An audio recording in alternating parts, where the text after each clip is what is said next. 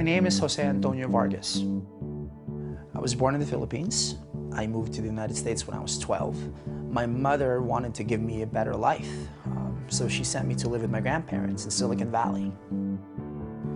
I loved America the moment I got here. Embraced the language, the culture, the people. English was my second language, and I learned to speak American by watching Frasier, Home Improvement, and The Golden Girls.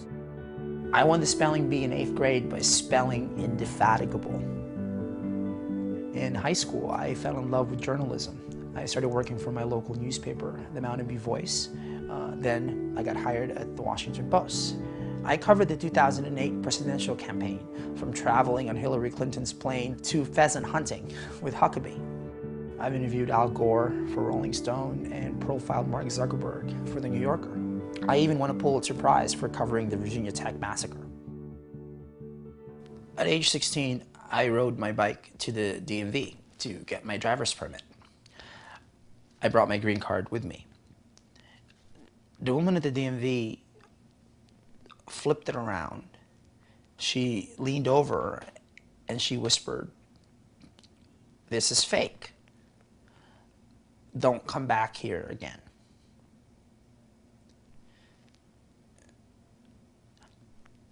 I went home and confronted my grandfather. That was the first time I realized that I'm an undocumented immigrant. What some people call an illegal. The first person I told was Mrs. Denny, my choir teacher.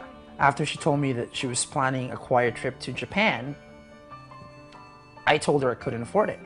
But she said we'd find a way. We'd figure it out. Then I decided to tell her the truth. It's not really about the money, I said. I don't have the right passport. I'm not supposed to be here. Mrs. Denny got it. The next day, she told me the choir was going to Hawaii instead.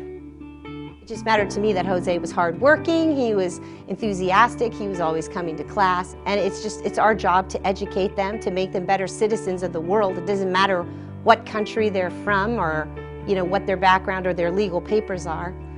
Mrs. Denny was the very first member of my personal Underground Railroad. Americans who decided to help undocumented immigrants like me.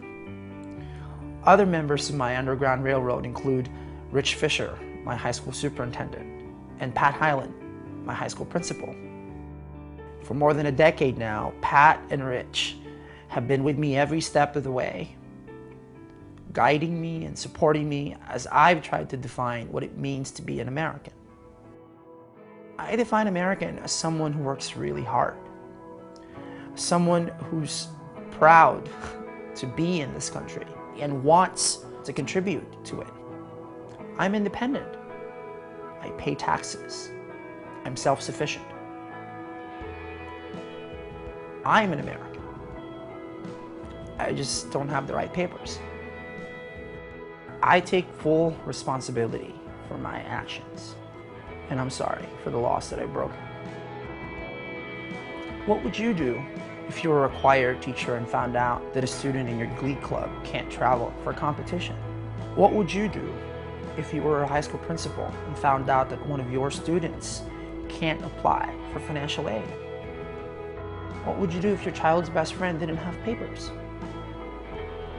As a journalist, I've decided to do what I know best: ask questions. So let's talk. What would you do?